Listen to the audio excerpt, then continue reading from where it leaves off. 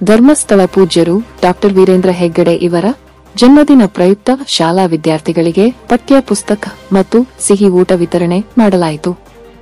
ಶೌರ್ಯ ಶ್ರೀ ಧರ್ಮಸ್ಥಳ ಗ್ರಾಮಾಭಿವೃದ್ಧಿ ಯೋಜನೆ ಅಡಿಯಲ್ಲಿ ನಿಪ್ಪಾಣಿ 2ನೇ ವಲಯ ಯೋಜನಾ ಕಚೇರಿ ವ್ಯಾಪ್ತಿಯಲ್ಲಿ ಬರುವ ಬೋಜ ಗ್ರಾಮದ ಸರ್ಕಾರಿ ಹಿರಿಯ ಪ್ರಾಥಮಿಕ ಶಾಲೆಯ ವಿದ್ಯಾರ್ಥಿಗಳಿಗೆ ತಾಲೂಕಿನ ಶೌರ್ಯ ಘಟಕ ಮತ್ತು ಯೋಜನೆಯ ಕಾರ್ಯಕರ್ತರ ಉಪಸ್ಥಿತಿಯಲ್ಲಿ ಪೂಜ್ಯರ ಜನ್ಮದಿನದ ಪ್ರಯುಕ್ತ ಮಕ್ಕಳಿಗೆ ಸಿಹಿ ಊಟ ಮತ್ತು ಪಠ್ಯ ಪುಸ್ತಕಗಳ ವಿತರಣೆ ಮಾಡಲಾಯಿತು.